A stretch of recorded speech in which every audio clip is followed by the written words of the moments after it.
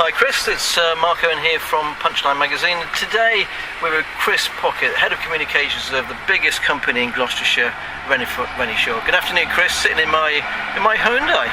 Oh, very happy to be here, sat in your Hyundai, Mark. So, can you tell us a bit about your role please, as a big digger goes past?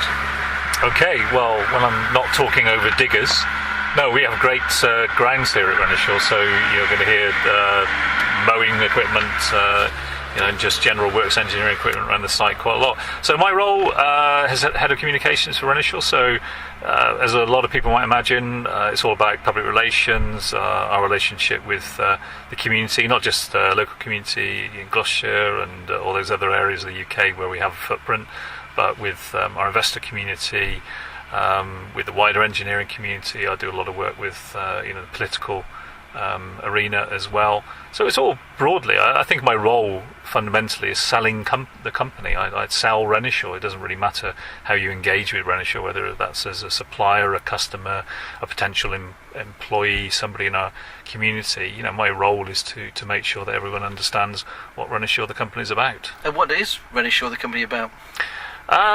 Well, fundamentally an engineering company, but we specialise in precision measurement, and specifically dimensional measurement. So it's all about enabling manufacturers around the world to make things and to measure things very, very accurately, consistently, reliably, to make sure that they are able to produce the highly accurate products that perform day in, day out.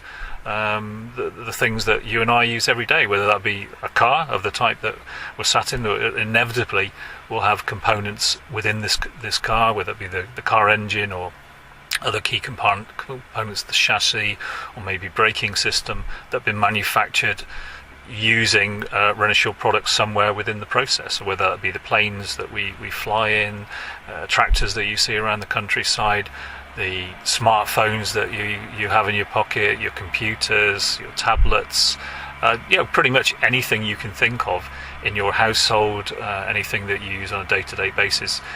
If it's been manufactured, and specifically if it's got metal components, precision metal components, then it's quite likely that it's been in some way touched by products manufactured and designed right here in Gloucestershire. It's quite amazing really, and I know that you're passionate about apprentices and trying to recruit those apprentices. One of the things I'm always interested about Renishaw is how you go about marketing such a huge organisation. How many people work for you, first of all? That's the very first question.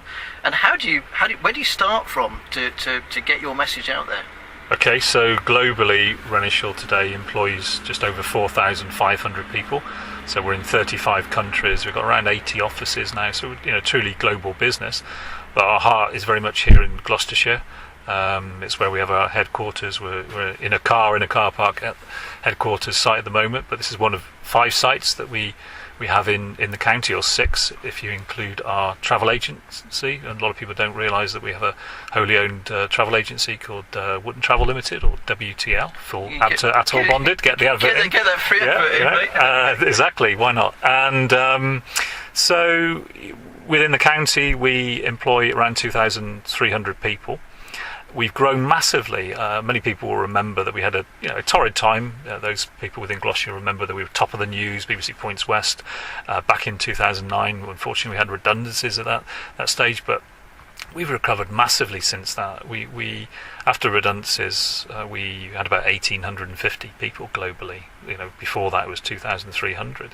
Today, as I say, we're 4,500. So we're almost double the number of people that we were prior to the recession in 2009. So it's been an incredible journey. So the consequence of that has been that we've needed to recruit an awful lot of people, and at all levels, from experienced hires through people that we bring onto our graduate schemes and apprenticeships as well. So apprenticeship programs have been incredibly important to Renishaw, not just in the last few years, but since 1979. We took our first apprentice. We've always believed in them. I mean, they're very much in vogue and in fashion now, as rightly they should be, but they've never been out of fashion at Renishaw. We took our first apprentice, say, 1979, and even during the dark days of 2009, the recession, we ring-fenced our apprenticeship program, and we actually recruited 10 apprentices that year. And today we're we're just about to start recruiting again in early December for next year's intake of apprentices, and we'll be taking 45 apprentices next year across our 5 different programs. And how do you find these kids, and what type of person are you after? So it starts pretty young. One thing I would say, it's a very, very competitive environment for apprentices, for skilled people at all levels, not just apprentices, grads and experienced hires as well. So, my role, I see, is very much, as I say, to sell the company and to sell the attractions of the company. I mean, it offers an awful lot in terms of being an export-led company. So 95% of our business is overseas. So a lot of people that join us get the opportunity to move around the company, move around the country to our different divisions, but also move around the world as well. So we have a lot of young people currently today based overseas in all across the world, from China through to Hong Kong, USA, all across Europe as well. So that's really attractive, I think, certainly for engineers as well. If you're a designer of products, because we do all our own manufacturing, then you get to see your products actually manufactured. You can go to the manufacturing facilities, so that's really attractive to people. But in terms of that journey, where does that start? So, well, we have an education outreach program. We have a team of 4 full-time people based in, 2 in South Wales, 2 here in Gloucestershire, but we have a whole army of other what we call STEM ambassadors, so they're formally trained by third-party organisations, and we have around 130 of those within the business. Typically they are younger apprentices and graduates, and they go out into the schools and do community activities. You'll sometimes see us at things like Gloucester Motor Show, Hynham Court. We take along engineering activities there. You can talk to some of our young apprentices and graduates, and they'll to tell people from the county, younger people, all the influencers, whether that be parents or uncles and aunties, grandparents. They can tell them all about their journey into an apprenticeship or graduate program at Renishaw, and that really helps us. But we have activities for kids as young as sort of Brownie's age, so sort of 7 years of age. We've got a new engineering badge which we've introduced within the last 6 months or so, that we developed based on some activities we were doing the Brownies group in South Wales. And really everything then through to sort of university age. So we do a tremendous amount. I mean, primarily with secondary schools, but we do work with primary schools. It's difficult. Even in Gloucestershire, there's 400 primary schools, so we cannot possibly talk direct or deal direct with all those. But we engage with those schools which are motivated to work with businesses and want to find out more about engineering, and indeed the other opportunities that we have within Renishaw, because although we're an engineering company, we're very much an end-to-end business. We do everything ourselves, so we have great opportunities within the commercial side of the business, whether it be sales and marketing, communications, HR, finance, the legal side of the business as well. So I think there's sometimes a misconception about an engineering or manufacturing company is only about doing engineering and manufacturing. That's just not true. We've got, if you look at our business, probably a third, broadly on a global basis, probably a third of our people involved in the commercial side of the business, a third in R&D and engineering, and a third in manufacturing, very, very roughly. So you can see there's lots and lots of opportunities for non-engineers within a company like ours. But yeah, it starts early. It's a big commitment for us. We reckon last year we engaged with around 8,000 pupils and students across our key regions. Our key regions really being sort of Gloucestershire, Bristol, and South Wales. South Wales, we have a huge facility on a near 200 acre site just the west of Cardiff, and we've got about 330 people that work there, and we're growing that particular footprint. But in the regions that we're in, we've engaged with about 8,000 pupils, and of course the vast majority of those won't ever end up working for Renishaw, but we hope that a sizable number will be attracted into engineering and will end up somewhere potentially in our supply chain, our customer base, but generally widening the pool of available engineering talent within the region, which is really, really important. to us because everyone knows there's a skill shortage within the UK, and in fact in the Western world there's a definite skill shortage, not just in engineering but within other disciplines as well. So we have a responsibility not just to ensure that we have a pipeline of young people and talented people for the future, but also for the whole of UK engineering as well, because in the longer term that will benefit us. What type of person makes a really good apprentice for Renishaw? I'm going to open the window a little bit here because I don't know about you, Chris, but I'm sweltering away here in the sun. There we go. Sound effects as well. Excellent. What type of young person makes a really good Renishaw apprentice, or any type of apprentice actually for that matter?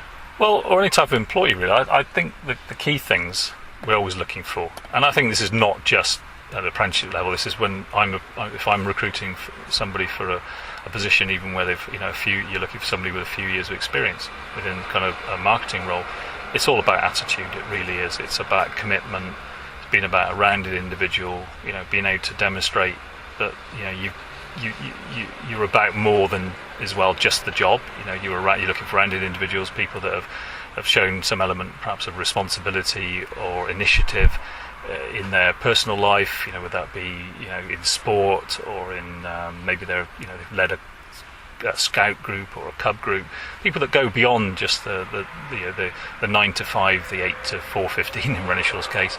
They're a rounded individual, and they're going to bring those skills that they've learnt outside the business within the company as well, so that's good. But it's obviously that's not so developed when you're maybe 16 or 17 when we're recruiting some of our apprentices. So typically what we'd be looking for the engineering apprentices, that they've had some kind of they've got some practical abilities. We're often looking for people that are very hands-on. That's really important to us as well, because an apprenticeship typically is very practically based, it's not theoretically based. So a lot of our engineer apprentices will probably have tinkered with bikes. They may have helped parents and older brothers and sisters fix their cars. They may have been involved with doing workshops. They may have been involved with things like Scouts and Cubs as a sort of a group leader, and they can show practical hands-on ability. Definitely an aptitude for maths as well is really important to us. Being able to communicate positively and clearly is also important. Communication is important in any role, and that's definitely something that we look for. And just a good attitude, someone that's we feel is worthy of our investment, because we are making an investment with them, and with our standard apprenticeship program, we commit to the extent that we don't see our apprentices for the whole of the first year. So they'll spend the whole of their first year of their 3 or 4 year Renishaw apprenticeship with Gloucester engineering training in Barnwood. So we get nothing in return for that sizable investment in the first year. So we're investing in somebody, so we've got to be confident that they are going to be worthy of that investment. They're going to repay that faith that we have in them. So we're definitely looking for a good attitude and being able to prove that in some way in the kind of activities that they've carried out to date, which could be within school, taking responsibility as a school captain, like a house captain, all those sorts of things as well. They all help to build up a picture of an individual that we want to invest in for the future, because with our apprentices, most of them are with us for many years. The retention rates that we have are very high, so this is the start of a long journey, we hope, within the company. And is it like a debenture, like the old-fashioned debenture that my granddad used to talk about and my dad used to talk about and all the rest of it? If you fail your apprenticeship, and then do you have to pay the money back? How does that kind of work? Very few fail. We get, occasionally people leave us during the apprenticeship, but that's very, very rare. Because of the kind of work that we've done, because of the assessments that we've gone through with GET, or Gloucester Engineering Training, to help us with the assessments early on, and because of the kind of interviews that we have with our apprentices, very, very few. There's very few fail. I think where we're looking to potentially recoup money is where we've made an investment, and that can be in the education of that person. So typically they will study towards a HNC as part of their apprenticeship. If they do well and they've got the right, we believe that they're capable of progressing, and it makes sense for both of us, then they'll go on to do a HND, And beyond that, again, if we feel it works for both parties, then we will sponsor them to carry on and do a full honours degree on a part-time basis. And we've got something like 60 or 70% of our apprentices on our non-degree level apprenticeships that go on to complete a full honours degree, and some with first-class honours are some great examples of that. So if we're going to make that level of investment, of course, if then somebody decides to pull out on us, then we will be expecting to recoup some of that money, because it's quite considerable as people appreciate the investment that we've made over the time of their apprenticeship. I always get frustrated, I don't know about you as well, that schools don't really flag apprentices enough. They always seem to be pushing the university message. It's all about going to university. Do you feel the same way? Is that an unfair assessment, or is that a fair comment to make? I think most people accept that human traits to gravitate towards the things that you feel comfortable with. So I think many teachers are actually more comfortable with advising on a degree route, because it's the route that they know. Because of course many teachers have studied at university, then they've done their teacher training, and they've gone into education, and that's the world that they've known. And that's not to knock teachers. There's some fantastic teachers out there. I've experienced many in my lifetime, and but they don't necessarily feel comfortable. They're not always armed with all the right information to be able to advise on anything other than university. So there's a responsibility of companies, like our own, to make sure that schools have that information, which is something that we work hard to do. So it's the schools, the pupils, and the parents as well. But we are seeing a change. There's definitely a change within the education environment. There's much more positivity towards apprenticeships. I think especially in Gloucestershire, where because of our engineering heritage, apprenticeships are they're accepted. They're an accepted way of being able to educate and upskill your workforce. So that we always had a good solid foundation in the county.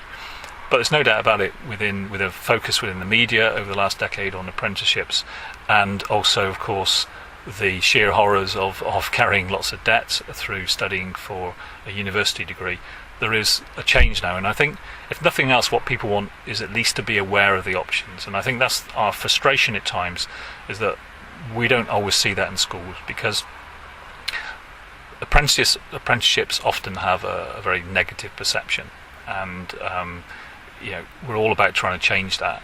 But what we want is a level playing field, I think, for everybody involved, to make sure that all of the pupils and parents associated with a particular secondary school have equal information on apprenticeships as they do on degrees, and then it's down to the individual. Because we as a company wouldn't say an apprenticeship's better than a degree, or a degree is better than an apprenticeship. It very much comes down to the individual. But please, the plea to the schools really is to make sure that you are treating your pupils and parents fairly. You make sure that they have the requisite information about apprenticeships and degrees, so they can make the comparison themselves.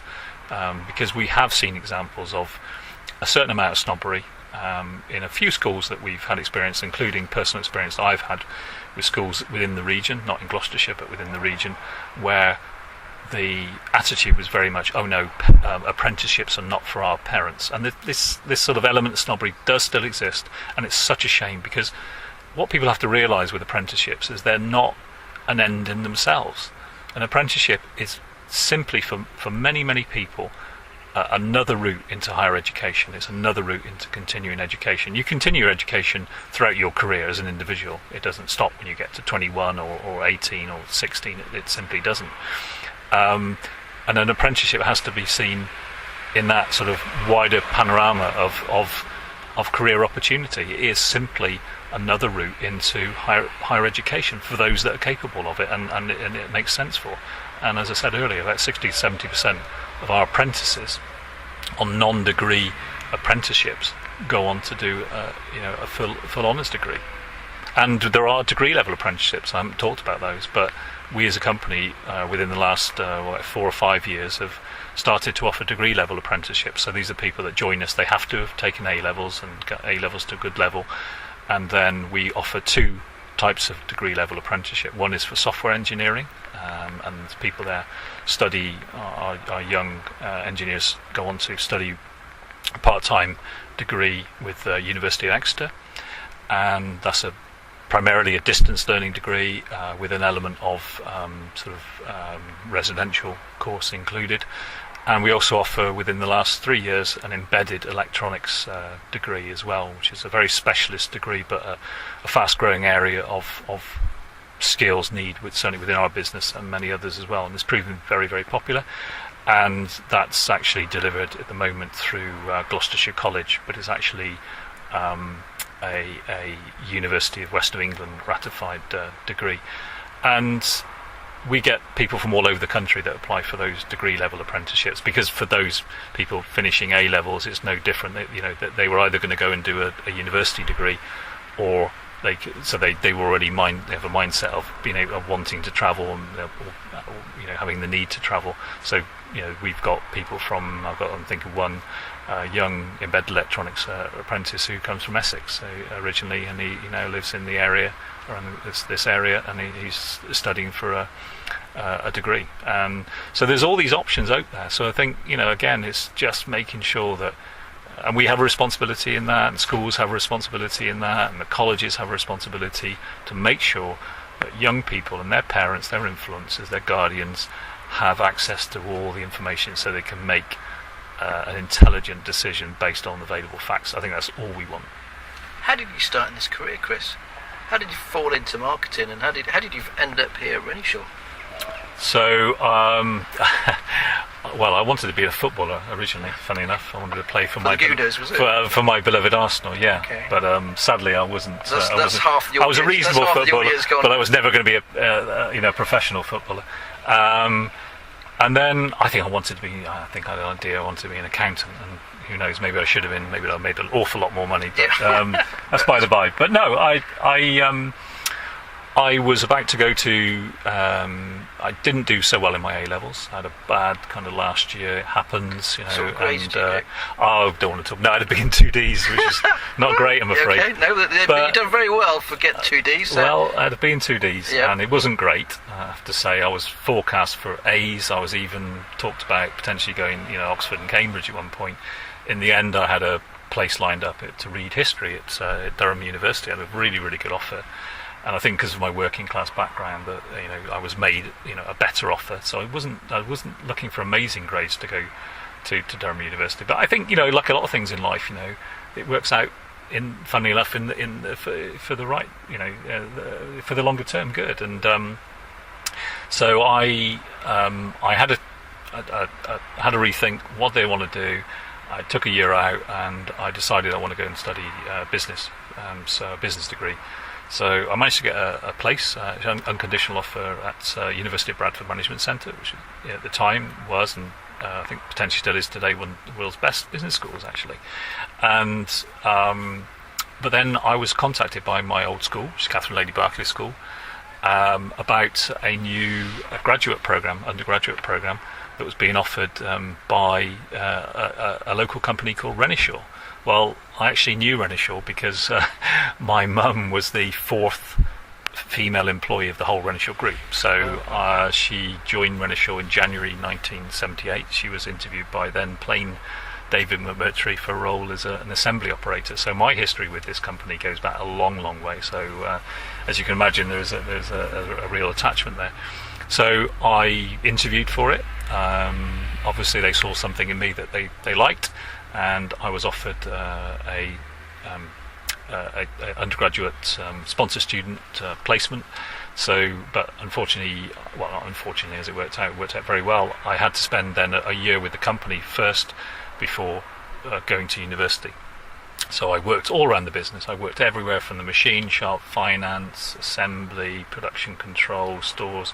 I got a real good sense for what makes a business and how a business ticks and all the components of a business.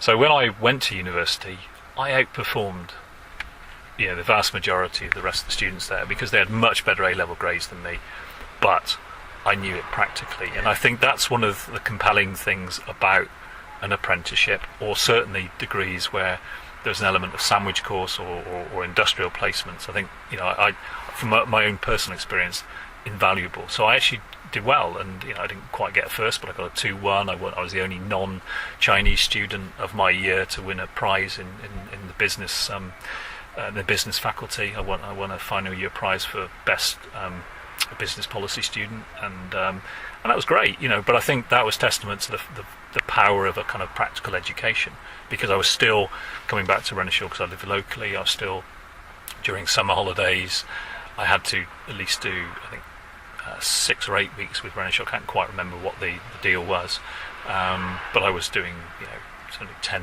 weeks, and I was actually working for a couple of weeks back at Christmas and Easter, and they would give me what was available. So I worked, actually did some finance, some accounts for Wouldn't Travel at the time. Wouldn't Travel. Wouldn't Travel, yeah. That's the second time you got it. Yeah, no, but it's good, okay. Isn't it? It's Shall we get 2 more? Full after and atoll bonded. No, and I worked in assembly. I built products. I remember doing that. It was quite funny, and taught me a lot about women as well. Actually, it was quite fun experience. Yeah, it was good. Right. How old were you then? I was about 19. Right. 19 or 20, so it was quite an invaluable experience. So I think university worked for me, but the practical side of a university education worked for me, or degree education worked for me, and I think apprenticeship would have worked equally well. But I think some of the extracurricular stuff I did at university, I worked on the student magazine. It taught me really, really good skills in terms of writing, organising my time, working to deadlines, really, really invaluable, and especially today. Like a junior then, were you? Yeah, I was. Yeah, very much was, and that even today those skills have sort of stood me in good stead for the kind of job I do today. I'm used to deadlines. It's something I've kind of grown up with. I was used to dealing with deadlines, at university, and real deadlines to work on the student magazine. I was production editor. I was responsible for, in my I think second year, third year, as production editor, I was responsible for delivering the student magazine, every month, as well as still writing. I got involved with advertising as well, so I had to sell advertising space. All right, okay. To businesses as well. So it's really, you're so nice to me rounded. Sometimes. Yeah. So it's kind of really rounded education, and so I was doing all the theory, but the Renishaw practical was really important, and actually working on the magazine gave me really great skills as well, which I still I think still been really good stead for the role that I have today. So yeah, my journey's been interesting. I came back from university and I also worked in the commercial side. I ran the sales office when I first came back to Renishaw. I was asked to step in and cover for I think 4 to 6 weeks. It turned into a 10 month sort of placement, and I went from barely managing myself to managing 13 people, all of whom were older than me, and you can imagine that was quite difficult. But taught me some valuable skills about people management. Yeah, right. Some people management skills. And would be your top tip if you're going to give a top tip on management? What would that be? Everyone's different. Don't treat everybody the same. Everyone's got different motivators. Empathy. Try and find out more about the people that you work with, and try and understand how they tick, because everyone's different. And I think if you try and apply the same policies, the same approach to everybody, it just doesn't work. So I think that was the key thing for me. Everyone's got totally different motivators, and you never know what's going on in people's lives as well. So be sensitive to that, because you just don't know. And also, marketing has changed over the years, obviously, from print marketing to print advertising to obviously social media and websites. I mean, there's so much, isn't there, really going on? What's your sort of secrets there for marketing and branding of such a huge organisation like this? Huge responsibility as well, 4,000 odd jobs. So obviously, do you ever feel that sometimes it rests on your shoulder? I know it's a whole team effort, but it's quite a big responsibility, isn't it? I think because I've grown up in the business, it feels natural, because I've grown with the company. So when I joined the business back in 1984, 33 years ago as a student, I think there were about 250 people in the business. So today there's 4,500. So it's grown strongly the last 6-7 years especially. But I've grown with the business organically. So I suppose from that point of view, it's not like I came in, having worked in doing communications and brand for a company of, 100 people, then I suddenly find myself in a global business of 4,500 people. And it's tough. It's not easy. It's not an easy gig at times. We're a very collaborative organisation. We don't have a kind of dominant corporate culture, which means that we dictate to our individual business divisions, our individual subsidiaries around the world. Renishaw is very much a collaborative organisation. We try to work together to work things through. Sometimes we have to use the stick. I don't like doing that, but sometimes we have to. But that's not ideal. But no, I think what you have to respect is that, a bit like everyone's different. Every individual's different. Every market's different as well. And that's, again, the thing that I've learned over the years, is that you can't impose the same kind of communication strategy, the same approach in every different market. You want consistency. We want brand consistency. We want, broadly language consistency. But the way that you emphasise certain things, selling points about your products, can vary enormously. And, what will motivate a sale in China can be very different to what will motivate a sale within Germany. So I think that internationalism has been really, really interesting. I've travelled the world, especially when Renishaw was a smaller organisation. So certainly from the early 1990s through to sort of mid 2000s, I did an awful lot of international travel. I think I had more Singapore and Hong Kong stamps in my passport than anything else. I spent a lot of time in Asia, and which was fascinating, because I spent in the really formative years, developmental years in China. So I first went to China in 1985. We opened our first office in Beijing in 84, went there in 85, and then, 95, and then saw it develop all the way through up to the Beijing Games. And it was just every 2 years I was dipping in, having a snapshot of what China and how China was developing, and it was just the most staggering thing I've never seen anything else like that before. The rate of change, because it can, because obviously the way its governmental structures, it can impose things very, very quickly. But absolutely fascinating. But to get to know people, and again the way that we all see the world. Fundamentally, people are the same the world over. The motivations are the same. It's obviously just the structures we work within are different, and kind of shape some of our attitudes. So what lights the fire in China over what lights the fire in Germany? Is it massively different? Is it? I think the way you sell is different. I think relationships are really important the world over, but I think they certainly are in Asia. One of my colleagues who's been in export sales for years, he always talks about the 3 visit rule. And I think this is sometimes the mistake that potential British exporters make, is that they expect to sort of penetrate a market really, really quickly. But in our experience, it takes a long time. It's all about building relationships, and it's very much felt that Western companies, they arrive and then they sort of that they're not terribly committed. They don't necessarily see it through, and I think that's a lot of businesses in Asia, and certainly in China, have appreciated the fact that we as a company, Renishaw, has a reputation for taking a long-term view, and we certainly have towards the way that we develop the business and our sales networks around the world. And so you talk about, okay, we visit once, oh right, okay, this company's visited, and the second time, oh right, okay, they're back again, and my word, they're back again. Now they're serious, and it's that sort of thing. And we've taken a long-term commitment. It's benefited the company enormously. So as I said, Renishaw opened its first office in China, as it was then China, in 1994 in Beijing. We opened the first regional office in Hong Kong in 1993, which is now part of China. So effectively we've been in China for 24 years. But we opened that office in Beijing 1994. Our sales into China were about £250,000, something like that. Very, very small percentage of sales at that time. And we opened the office in Beijing with 4 people. We had 2 desks, and I believe we borrowed a printer. It was really very small, a very modest operation. I remember going to the office in 1995, and it was absolutely tiny. We had a tiny fridge, and could barely find space to sort of sit and hang up my suit jacket. But fascinating all the same. Today we've got 170 plus people in China. We've got offices. If you include Hong Kong, we've got offices, 12 offices spread across mainland China, Guangzhou, Shenzhen, Xi'an, Shanghai, which is now the HQ for Renishaw. Still got office in Beijing, and many other places as well. And it's and the last 2 or 3 years, China's been Renishaw's biggest market.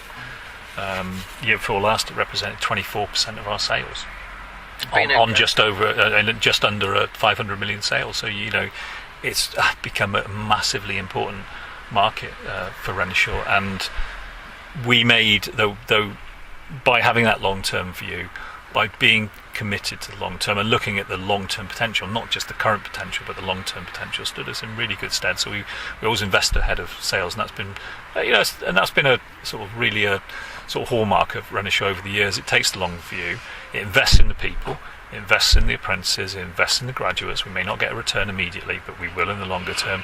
We invest in property. We own most of our own property around the world. We've done really well on that, and I think being able to take that long-term view has been really, really important. Brexit, I've got to ask you about that. Obviously, you deal in the global market. Renishaw is very important. The European market is very important. What's your views on that and the way things are panning out? Obviously, we just had the Germany elections. That's very interesting. I think it'll have a knock-on effect. Hopefully, the British negotiations might work in our favour, with Merkel being maybe having a little bit of less power. Maybe I don't know. But what's your view on Brexit and I think the way that's panning out? Where we're at as a business is that we're keeping a really, really close watching brief, because clearly 95% of our business is export.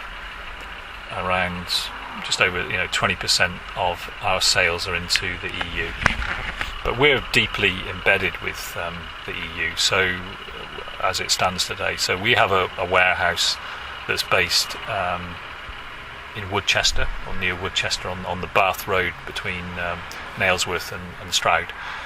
And from that warehouse daily, we have UPS come in and pick up hundreds of packages a day.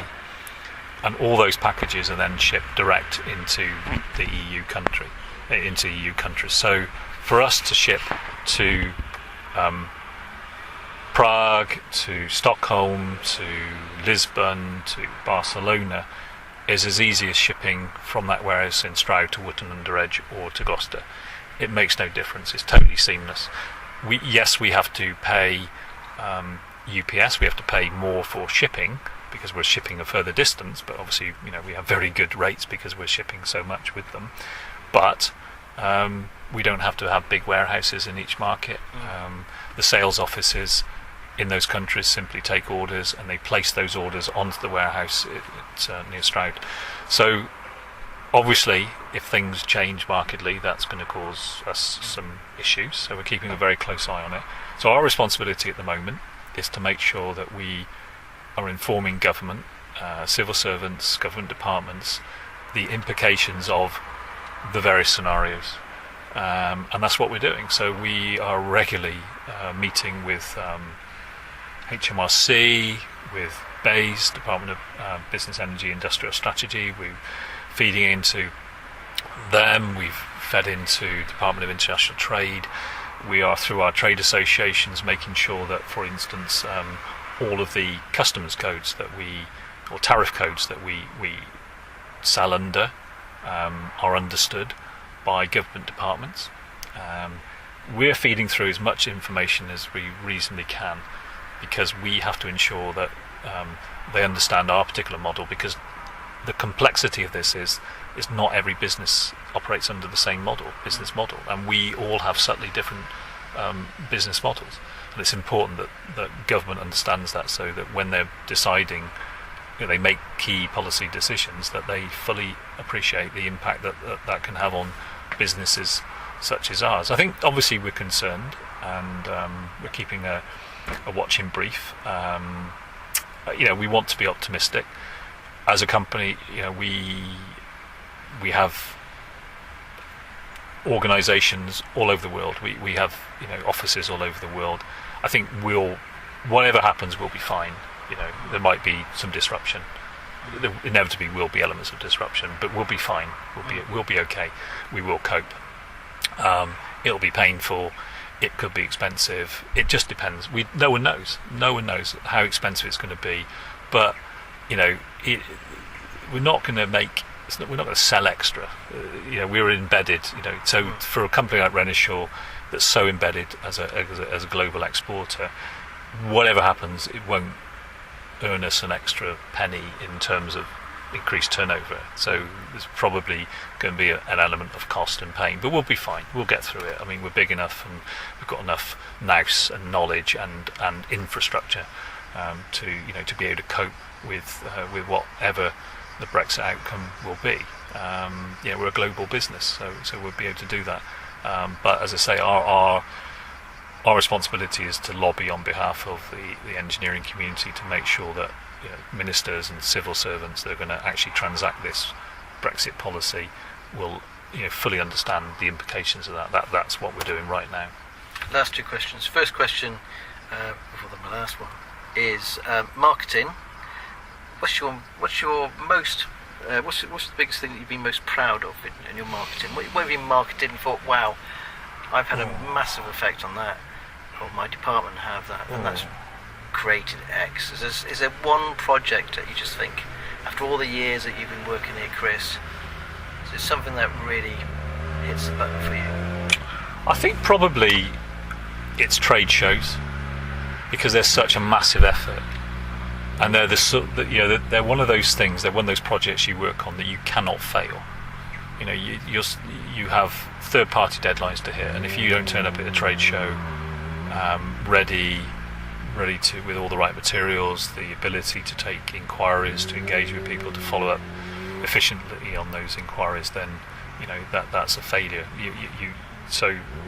You've got to be able to deliver, and because trade shows bring together people from across the company and the world to work together as a team to deliver a successful exhibition. I've always really enjoyed those. I've always enjoyed the buzz around that, and meeting colleagues from around the world and sharing those experiences, coming together for that one week, that one heady week, usually in Germany or Italy, typically. So last week, for example, my team delivered the largest ever trade stands that Renishaw's ever had. It was 400 square metres spread across two trade stands at the Hanover Messe in north of Germany for a show called EMO, European Machine Utile, and it's the world's largest trade show for the metalworking technology sector. And it was just tremendous to see. I'm very proud of what the team achieved there. Really, really difficult circumstances, many stakeholders, complex stands, changing requirements, having to deal across many different departments, different subsidiaries, pulling all those, tens. In fact, I think at peak we had over 130 people per day in Hanover from Renishaw, either as stand visitors, our senior management, our board members, people that are there doing research, through to the people that are actually working on the stands, and that's the sort of thing I get a buzz from. I think it's always the people things that you get the biggest buzz from. And the thing I miss personally about travelling, I suppose, is not seeing my colleagues so much. I've built friendships with sort of over the years. I don't. Many ways I don't miss the travel. I've got a young family, and I was determined that I would not be an absent father. I wanted to be there. I saw that too much of that in export marketing, export sales. So, but the thing I definitely miss is the people. It's all about the people, and that's where you get the biggest buzz. There's lots of other things I feel proud of. And I think especially we set out about 7 years ago, certainly post recession, and I suppose some of the negativity that surrounded Renishaw, not so much in the industry because the whole industry was suffering, but certainly at regional level. Most people didn't know about Renishaw really, and the first they heard about them was when they saw us top of the news on BBC Points West and on the headlines on the local newspapers, and Renishaw making redundancies. And so I suppose I felt we had to rebuild following 2009.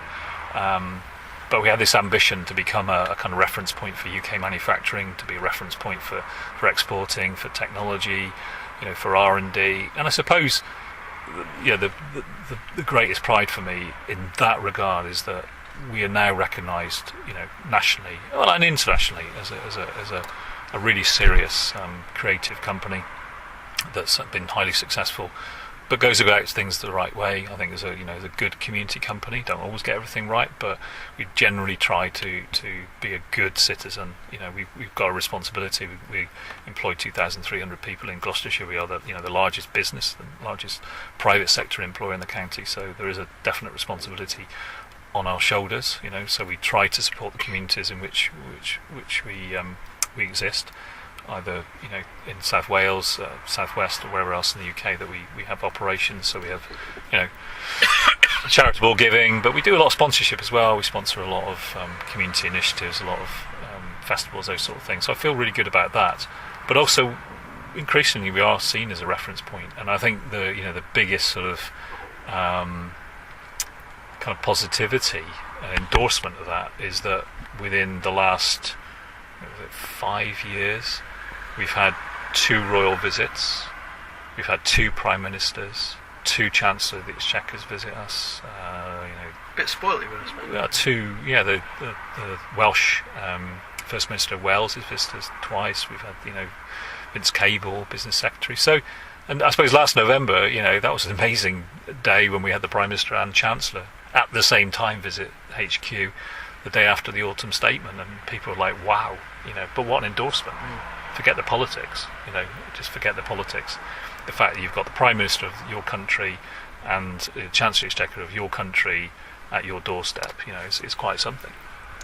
If you weren't marketing Renishaw, what would you like to market? What if you one sort of... Probably Arsenal Football Club. Which would have been quite challenging. It would have been challenging last time. Well, that leads us to, where do you think Arsenal will finish this year's Premiership? I'm always optimistic. I know you are. I'll talk to you about this. I'm not optimistic enough to think that we're going to win the league, but I think we're going to be knocking on top 4. I think it's going to be really difficult. You've got some resurgent teams in there. You've got, obviously teams that are spending an awful lot more money than Arsenal are these days, some ridiculous sums, and we can't compete with that. We don't want to, and frankly, I don't want to compete with that in some respects. I still like the fact that Arsenal is actually a pretty well-run business, and it makes a profit, and it's got you pretty can respect that sensible business side of it, can't you? Yeah, I do actually, and I think it's a fine balance, isn't it? I've seen what's happened with some teams over the years. You look at teams like Newcastle and Leeds is a prime example, and Portsmouth that have spent money and then have not been well managed and have ended up going way down the English football leagues. So I kind of like the fact that Arsenal is run solidly as a business. It's a great community club, and actually I went to Arsenal May about 3 years ago, the end of the season, and you're never quite sure with Premier League teams quite what they're going to be like. You always sense there's bound to be a bit of arrogance and blah blah blah. But I took my boys, who are both Arsenal fans as well, 3 gooners in the house, my poor wife, and we went on a tour of the Emirates, and we just won the FA Cup again that season, and we wanted to do the tour of the Emirates, but we couldn't go on the pitch, and the reason we couldn't go into the dressing rooms and go down the tunnel is because it was being used that day, and they talk about Mad May at the Emirates Stadium, and it's where you get lots of community groups that come in, and we found out the night before loads of kids from the area had actually camped in tents on the Emirates pitch, and they were playing community games. They were amazing surface to play on, one of the best, the finest sort of footballing surfaces in the country, if not the world, and there were people playing on the pitch and have been camping out the night before. And the way that we were treated that day, the way that people were so friendly to us, I thought, what a great club, and I wasn't necessarily expecting that, because I think with a Premier League team, that it's they're all so distant, the players are all so distant, and therefore all the organisations can be distant. But I felt with Arsenal, generally the staff that treated us so well, they were so sort of understanding, they're very fair. They gave us a discount because we couldn't do certain things on the tour, but we had a personal tour guide, which was probably more enjoyable than being able to go everywhere with a headset. It was just, everything was handled incredibly well, and I felt really good about the club. A bit like visiting Renishaw's day. Chris, thank you ever so much. Okay, Nice to see you. Thanks for sitting in my warm car today. Very warm. Thank you. Cheers.